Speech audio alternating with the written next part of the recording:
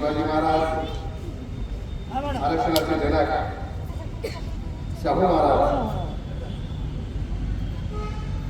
स्त्री उद्धारक बा महात्मा ज्योतिबा फुले, मा जिजाऊ, मा सावित्री, मा अहिल्यादेवी होळकर, मा रमाई या सर्व महामानवांना या ठिकाणी मी मुद्रा करतो.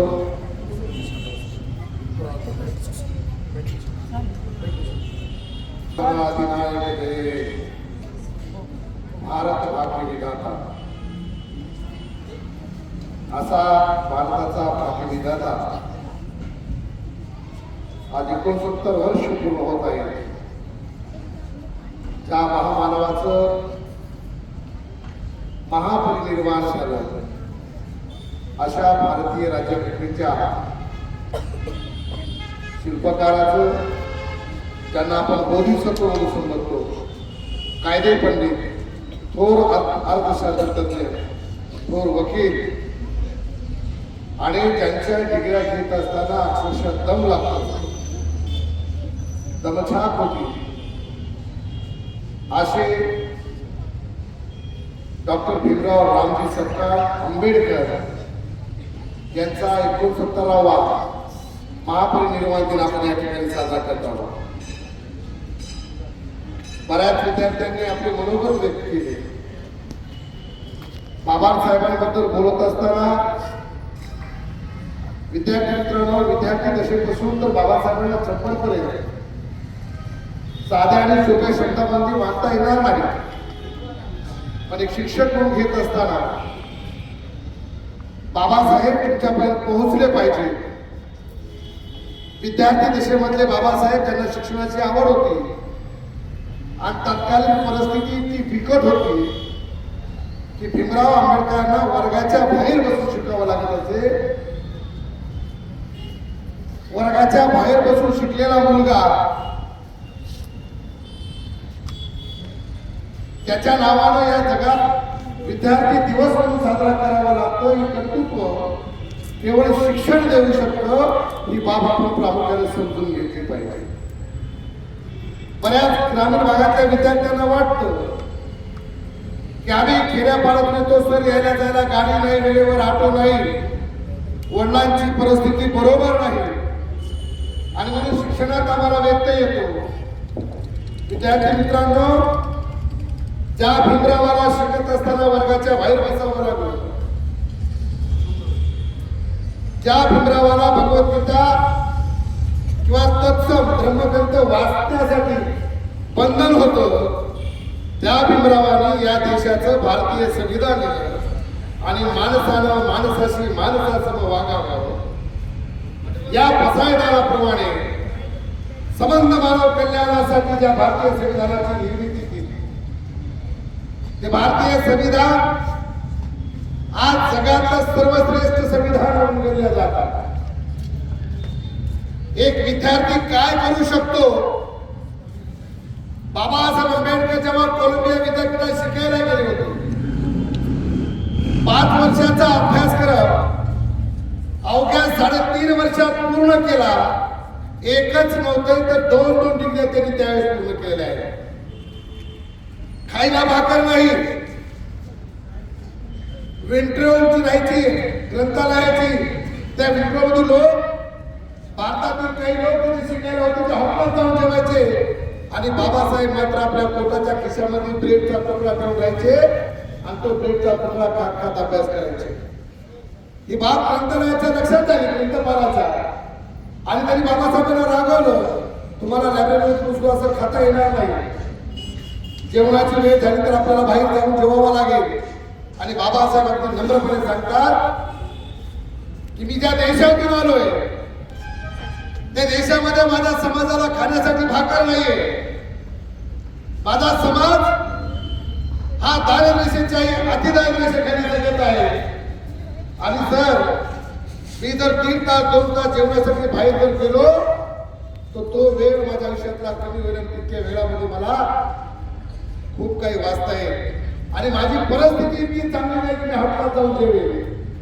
ग्रंथपालाच्या लक्षात जेव्हा आलं तेव्हा ग्रंथपालाने दुसऱ्या दिवशीतून बाबासाहेबांचा डब्बा सोबत आणणं सुरू केलं.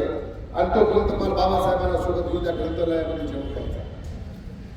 माणसं माणसाच्या आयुष्यामध्ये खूप येतात आणि त्या माणसाच्या येण्याने आपल्यासारख्या लोखंड असलेल्या माणसाचं सोनं होतं. ही बाबासाहेबांच्या माध्यमातून बाबासाहेबांच्या बाबतीत बऱ्याच वेळेस घडली. केळुस्कर नावाचे शिक्षक बाबासाहेबांच्या आयुष्यात येतात आणि भीमराव दहावीला असताना बाबासाहेबांना बौद्ध धम्म त्यांचा ग्रंथ त्रिपिटका बुद्धांचा ग्रंथ त्यांना देते तर बाबासाहेब बौद्ध धम्म वाचतात. बाबासाहेबांच्या लक्षात येतं की त्रिपिटक नावाचा एक ग्रंथ बुद्धाने जर सिद्धांत मांडला तिथं सांगतात की माणूस जन्माला येतो आणि माणूस मृत्यू पावतो. हे त्रिकालवादी सत्य कुणालाही नाकारता येणार नाही. धर्म जात व्यवस्था चातुर्वर्णे ही कुठलीही निर्मिती ईश्वराने केली नसून ती मानवाने निर्माण केली. हे बुद्धांचं तत्वज्ञान बाबासाहेबांच्या लक्षात येत आणि बाबासाहेब तेव्हापासून या तळागाळात तुटलेल्या समाजाला वर करण्याचा प्रयत्न करतात. बाबासाहेब नेपाळला धम्म परिषदेसाठी जातात.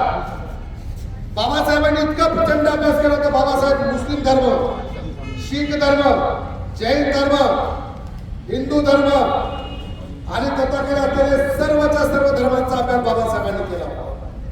प्रत्येक धर्मात दोन गोष्टी प्रामुख्याने सांगितल्या. प्रत्येक धर्म सांगतो की मी देव आहे आणि तू केलेल्या कामाचं पुण्य आणि पापाचं समतोल तुझं ते माफ करेल आणि त्या मापातून जे जड भरेल तशी मी तुला शिक्षा देईल. बुद्ध सांगतात, हे बाबासाहेबांना पटतं, बुद्ध सांगतात की तू जे कर्म करशील त्याचं फळ तुला भेटणार आहे. ना मी देव आहे ना जगा देव आहे. पण बुद्ध खूप सुद्धा सांगतात अत्त दीप भव, स्वयंप्रकाशित व्हा. आणि बाबासाहेबांनी जाणीव होते आणि बाबासाहेब स्वयंप्रकाशित होतात. आणि या देशामध्ये तुम्हाला सांगताना मला अभिमान वाटतो. अगोदरच्या काळात लाईट आपल्या घरात आहे करंट एमएससीबी. अगोदर श्रीमंतांच्याच घरात लाईट राहायची, करंट राहायचा. बाबासाहेब पार्लमेंटमध्ये ज्यावेळेस पहिल्या वेळेस मंत्री झाले तर बाबासाहेबांना पहिल्या पार्लमेंटमध्ये पहिलाच ठराव घेतला होता की या देशामध्ये जिथं जिथं मानव वस्ती आहे तिथे तिथे लाईट गेलीच पाहिजे. आणि त्या पद्धतीचं हे इलेक्ट्रिकल बोर्डची स्थापना केली. या देशामध्ये बाबासाहेबांनी दुसरा आणि महत्वाचा निर्णय घेतला होता. बँक ज्या होत्या त्याच्या वैयक्तिक बँक होत्या, जसे निजामाची होते स्टेट बँक ऑफ हैदराबाद.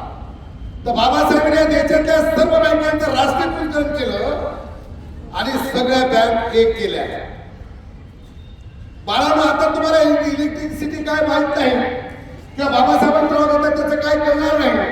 सर्व बँक एकत्र केले हे आजच तुम्हाला कळणार नाही. पण बाबासाहेबांनी केलेल्या दोन गोष्टी तुम्हाला नक्कीच कळतील. मतदानाचा अधिकार कोणी दिला आपल्याला? संविधानाने. भारतीय संविधान सांगतं ज्या मुलाचं वय 18 वर्ष पूर्ण झाले, ज्या मुलीचं वय 18 वर्ष पूर्ण झालं तसं या देशात राहणाऱ्या प्रत्येक भारतीयांना मतदानाचा अधिकार आहे. मग या देशातला श्रीमंत माणूस असो, या देशातला गरीबातला गरीब माणूस असो, तो रिक्षा चालवणारा असो, शेतकरी असो, शेतमजूर असो, कंबर कष्ट करणारा माणूस असो किंवा या देशाचा पंतप्रधान असो, या प्रत्येकाला मतदान करण्याचा एकच मताचा अधिकार बाबासाहेबांनी दिला. बाबासाहेबांचं एक सुंदर विवेचन एका पुस्तकात वाचत असताना बाबासाहेब असे म्हणतात, गोलमेजची इंग्लंडची गोलमेज परिषद झालेली बाबासाहेब बाहेर येतात तरी बाबासाहेबांना एक पत्रकार प्रश्न विचारतो, बाबासाहेब पार्लमेंटच्या आतमध्ये असं काय घडलंय की तुम्ही तुमच्या चेहऱ्यावर आनंद लपवू शकत नाही? बाबासाहेब त्याच्याकडे पाहतात असतात आणि त्याला उत्तर देतात. उत्तर देण्यासाठी मिस्टर असा शब्द उच्चारतात की दुसरा एक पत्रकार त्यांना प्रश्न करतो, mister Ambedkar excuse me. Babasaheb थांबतात, यस. आणि बाबासाहेबांना तो प्रश्न दुसरा प्रश्न, बाबासाहेब माझ्या पत्रकार मित्राला तुमच्या चेहऱ्यावरला आनंद दिसला तर मला तुमच्या चेहऱ्यावर मोठं गांभीर्य दिसते, काय कारण आहे? बाबासाहेब दोघाही पत्रकाराकडे पाहतात आणि बाबासाहेब उत्तर द्यायला सुरुवात करतात की मी त्या देशाचं प्रतिनिधित्व करण्यासाठी या देशामध्ये आलो, ज्या देशामध्ये राणीच्या पोटातून राजकुमाराचा जन्म होतो आणि तो राजकुमार भविष्यामध्ये राजा होतो. ही प्रथा आता माझ्या देशात बंद होणार आहे आणि आता माझ्या देशातला राजा किंवा माझ्या देशाचा मालक किंवा माझ्या देशाचा चालक किंवा माझ्या देशाचा सेवक, प्रधान सेवक आता मतदानाच्या पेटीतून निर्माण होणार आहे आणि तो निर्माण होत असताना त्या प्रक्रियेमध्ये मी माझ्या भारतीय समाजाला, मी माझ्या बहुजनांना, मी माझ्या देशातल्या माणसाला मतदानाचा अधिकार मिळवून घेतलेला आहे. दुसऱ्या पत्रकाराला जेव्हा बाबासाहेब उत्तर देत असतात तेव्हा बाबासाहेब अतिशय गंभीरतेने सांगतात की बाबा आज हे प्रकर्षानं तुम्हाला आम्हाला जाणवते. बाबासाहेब म्हणतात पत्रकार मित्र तुला माझ्या चेहऱ्यावर गांभीर्य दिसतं, ते गांभीर्य यासाठी आहे बाबा आई रे सर मॅडम, ते गांभीर्य यासाठी आहे की माझ्या देशामध्ये माझ्या समाजाला खायला भाकर नाही, घालायला कपडे नाही, अर्थव्यवस्था माझ्याकडे व्यवस्थित नाही आणि मी जो मतदानाचा अधिकार माझ्या भारतीयांना देत आहे तो आपल्या मुलीच्या आईच्या बहिणीच्या इज्जतीचा जेवढी किंमत तुमच्या आमच्या नजरेमध्ये आहे तेवढी मोठी किंमत या देशातल्या मतदानाची आहे. आणि ज्या समाजाला खायला भाकर भेटत नाही, ज्या समाजाची आर्थिक व्यवस्था व्यवस्थित नाही, तो समाज उद्या पैशापायी मतदान विकेल काय ही चिंता माझ्या चेहऱ्यावर आहे. आणि म्हणून या देशामध्ये आज जो काही काळा बाजार चालू आहे, मतदानाच्या माध्यमातून लोकांना विकत घेण्याची काय प्रक्रिया चालू आहे, बाबासाहेबांना त्या काळात असलेली भीती ते आज साक्षात केली होतं. मी प्रत्यक्ष अनुभव घेतलाय मित्रांनो. काल परवा नगरपालिकेच्या निवडणुका लढवत असताना 2000, 4000, 5000, 7000 रुपये भाव एका मताला काही उमेदवारांनी दिला. मग बाबासाहेबांनी त्या काळात भीती, आपल्या मुलीची इज्जत, आपल्या बहिणीची इज्जत, आपल्या आईची इज्जत आपण 7000 दिल्यावरती का लोक करत आहेत ही भीती बाबासाहेबांना त्या काळात. आणि बाबासाहेबांचं सगळं चरित्र पाहत असताना बाबासाहेबांनी यांचे प्रमुख गोष्ट केलेले आहे की जुन्या काळामध्ये आज ग्रामीण भागात तुम्ही पाहत असाल माणूस जर गौंडी काम करत असेल तर त्याला 700-800 रुपये हजेरी आहे, बरोबर आहे. आणि महिलांना त्याच्यासोबत कामाला जातात तर तिला 400 का 500 रुपये हजेरी आहे, बरोबर आहे का. म्हणजे आजही कामगाराला पुरुषाला जास्त हजेरी आणि महिलेला कमी आहे. पण भारतीय राज्यघटनेमध्ये बाबासाहेब आंबेडकरांनी लक्ष्मण मॅडम असतील किंवा ठाकरे सर असेल, दुबे मॅडम असतील, जोशीवाल मॅडम असतील किंवा पाटील सर असतील किंवा सोकतकर सर असतील, त्यांना आणि आम्हाला म्हणजे महिलांना आणि पुरुषांना समान वेतन आहे, समान पगार आहे, बरोबर आहे का मॅडम. का पुरुषांना जास्त पगार, महिलांना कमी पगार आहे. भारतीय राज्यघटनेनं समानतेचा तो एक खूप मोठा एक बाबासाहेबांनी दिलेला उपकार. एवढंच नाही, या देशामध्ये महिला असो किंवा पुरुष असो यांनी जर एखाद्याचा खून केला म्हणून त्या दोघांनाही समान शिक्षा होती. महिला आहे बाबा कमजोर आहे, तिला कमी शिक्षा द्या, पुरुषला बदमाशी त्याला जास्त शिक्षा द्या, असे भारतीय राज्यघटनेत दिलेलं नाही. आणि म्हणून बाबासाहेब आंबेडकर पाहत असताना बऱ्याच मुलांना वाटतं काय बरोबर की बाबासाहेब या जातीचे, बाबासाहेबांनी या जातीसाठीच केले, बाबासाहेब योग्य जयभीमाचे बाबासाहेबांनी बौद्धांसाठीच केले. तर बाळांनो लक्षात घ्या, या देशामध्ये जेवढे महामानव झाले ते बाबासाहेब आंबेडकर असतील, शिवाजी महाराज असतील, ज्योतिबा फुले असतील, या देशात जेवढेही महापुरुष होऊन गेले त्या सर्व महापुरुषांनी जातीसाठी आणि समाजासाठी काम केलं असून या देशासाठी काम केले हे प्रामुख्याने आपण लक्षात घ्यायचं. आम्हाला कुणीतरी येतो हिंदू बद्दल खूप काही सांगून जातो आणि आमच्यातला हिंदू जागृत होतो. आम्हाला कोणती मुसलमान येतो, मुसलमान वस्त्यामध्ये जाऊन काहीतरी सांगतो आणि आमच्यातला मुसलमान जागृत होतो आणि जागृत झालेला हिंदू आणि मुसलमान मग माझी जात श्रेष्ठ कशी, आम्हीच मोठे कसे, म्हणून आपसात दंगली करून आपल्यासारख्या छोट्या छोट्या लेकरांच्या शाळा लावून चर्चा बंद. विद्यार्थी मित्रांनो, समजून घेत असताना बाबासाहेबांना याही दृष्टिकोनातून तुम्हाला समजून घ्यावं लागणार की बाबासाहेबांनी सांगितले की 18 वर्ष पूर्ण झाल्याशिवाय मुलीचं लग्न आता तुमच्या भागात 16-17 वर्षात कर्तृत्व भागले ना लपून छपून, पण 18 वर्षापूर्वी होईपर्यंत तुमचं लग्न होणार नाही, करणार नाही. याचा अर्थ काय, तर 18 वर्षापर्यंत कधीतरी तुम्ही शिकलो पाहिजे. म्हणून बाबासाहेबांनी मुलींना आणि पुरुषांकडे मुलांना 12वी पर्यंत शिक्षण मोफत केलेलं आहे. शाहू महाराजांनी त्या काळाचं शिक्षण सक्तीचं केलं, तोच ठराव तसं बाबासाहेबांनी भारतीय राज्यघटनेमध्ये अंमलात आणलेला आहे. आणि म्हणून तुम्हाला विनंती करायची आहे, मुलांना शिका. शिक्षणाशिवाय तुमची प्रगती होणार नाही. बाबासाहेबांच्या एका पुस्तकात वाचताना मी हे वाचलं की बाबासाहेब सुंदर एकच ओळ वाचतात, डबल शब्द बघा कळतं का, वाचाल तर वाचाल, वाचाल तर वाचाल. आणि जर तुम्हाला भविष्यामध्ये वाचायचं असेल, या स्पर्धेच्या युगात टिकायचं असेल, या सगळ्या कॅम्प्युटरच्या जमान्यामध्ये, ई-लाईनच्या जमान्यामध्ये, फोन पे, गुगल पे, इंटरनेटच्या जमान्यात तुम्हाला वावरायचं असेल तर तुम्हाला वाचावं लागेल. आणि म्हणून तुम्ही ज्या वयात आहात ते पुस्तकं वाचून घ्या. तोच अभ्यासक्रम 5वी ते 10वी पर्यंतचाच अभ्यासक्रम एमपीएससी आणि यूपीएससीला असतो.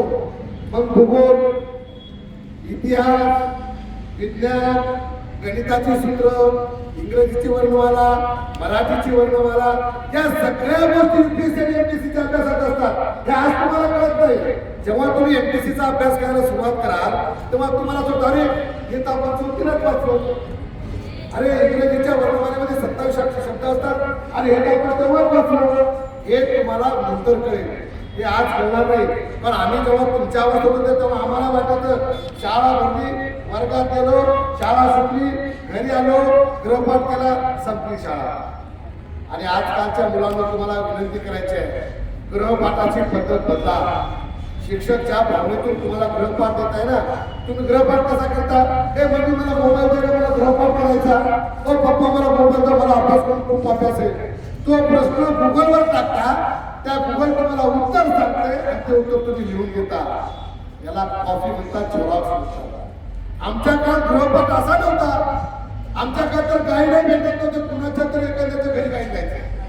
मग आम्ही काय करायचे, सरांनी दिलेले प्रश्न तो धडा वाचायचे सतत, एक वेळेस 2 वेळेस तो धडा वाचला की ते आम्हाला लक्षात यायचे, बाबा याचं उत्तर हे आहे आणि ते उत्तर आम्ही द्यायचे.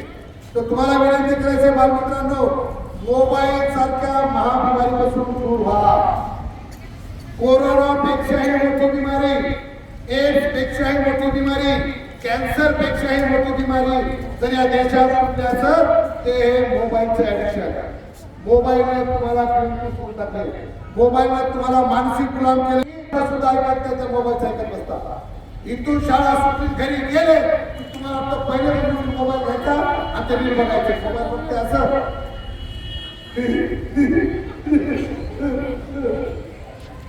एखादा आलं काय कशात काही माहिती एकच असते. जुन्या काळामध्ये कोणीतरी जोक सांगायचे, 10-12 माणसं असायचे. आता तुम्ही एकटेच ते मोबाईल ऐकतात, काहीतरी वाटलं तिकडे येते त्याला बघून हसतात, काहीतरी सिरियस येते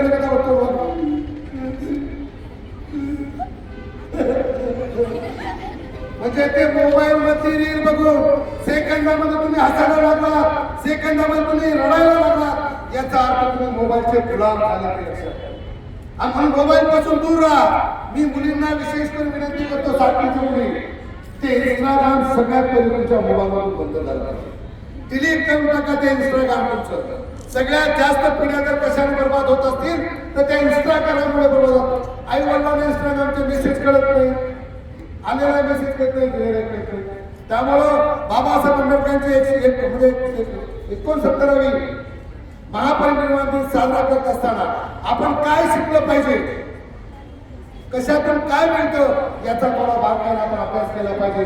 1956 6 डिसेंबर 1956ला 5 डिसेंबर 4 डिसेंबरला बाबासाहेब नेपाळला जातात, नेपाळची धर्मपरिषद करतात आणि बाबासाहेब असं ठरवतात की मला 14 ऑक्टोबर 4 ऑक्टोबरला बाबासाहेब नेपाळला जातात, धम्मपरिषद घेतात आणि बाबासाहेबांना कोणतरी सांगते, बाबासाहेब आंबेडकर हे जे पिंपळाचं वृक्ष आहे त्यांनी भारताचा आणलेला ग्रंथ आम्ही बाबासाहेब त्या पिंपळाची फांदी तोडतात.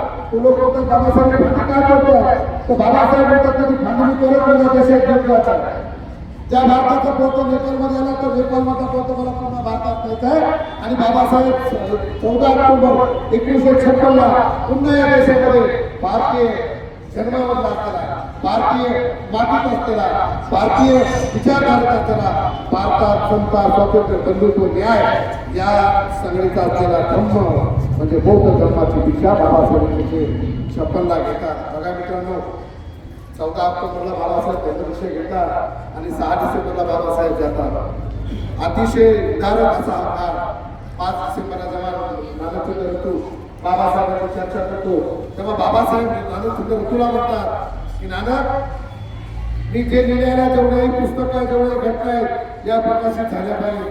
बाबासाहेबांचे कितीतरी कामं जे आहेत, पाण्याचा खूप मोठा प्रश्न आपण बाबासाहेबांच्या काय सांगितलं की नंद्या जो प्रकल्प झाला हा देश सुजलाम आणि सुफलाम होईल, पण त्या काळात लोकांनी ऐकलं नाही.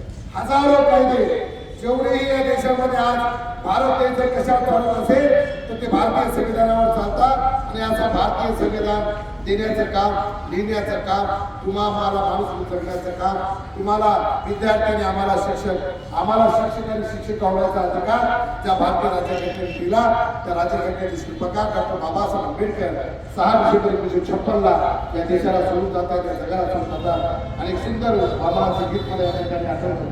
ते गीत असं होतं की अरे सागरा शांत हो जरा, अरे सागरा शांत हो जरा, भीम माझा येते निघला, शांत हो जरा. म्हणजे बाबासाहेबांना ज्या दीक्षाभूमीवर आज चैत्यभूमीला मुंबईला ज्या ठिकाणी बाबासाहेबांना त्यांच्या पार्थाला अग्निदान केलं त्याच्या बाजूला सागर आहे. आणि बांधवांनो, मला सांगताना म्हणजे आनंद म्हणावा तर दुःख म्हणावं सांगता येणार नाही. आजही 6 डिसेंबरला समुद्राची भरती येते आणि बाबासाहेबांच्या समाधीला लाटांनी स्वच्छ धुवून परत जाते. हा या देशामधला चमत्कार म्हणावं का वैज्ञानिक दृष्टिकोन म्हणावं का भौगोलिक कारण म्हणावं सांगता येणार नाही. पण 6 डिसेंबरला तो त्या समुद्राला भरती की येऊन त्या स्पर्श होऊन जाते. कदाचित त्या समुद्राच्या पाण्याला समाधान असावं की ज्ञानाचा सागर या पाण्याच्या सागराच्या बाजूला सुटला आणि त्याचा आणि आपला स्पर्श झाला पाहिजे. विद्यार्थी मित्रांनो, बऱ्याच विद्यार्थ्यांनी भाषण केले. बाबासाहेब थोड्या शब्दातून समजून सांगण्याचा प्रयत्न केला. तुम्हा सगळ्या विद्यार्थ्यांचं खूप खूप अभिनंदन. तुमच्यामध्ये भविष्यात मी काँग्रेसवर शिकतोय. मला वाटतं जे मुलं असे भाषण करतात, मी लहानपणी भाषण करताना खूप मजा यायची. अध्यक्षमध्ये गुजर गाडी माझ्या आज आणि संपलं भाषण, अरे झालं असं वाटायचंय. पण तुम्ही शांततेत बोललात, सुव्यवस्थित बोललात, आपले विचार मांडलात. ज्या वर्ग शिक्षकांकडे कार्यक्रम असतात आपल्या विद्यार्थ्यांमध्ये एक वक्ता निर्माण व्हावा. कारण की बोलणाराचे आपाडे विकतात, खरं बोलणाराचे भाऊ सुद्धा विकत नाही.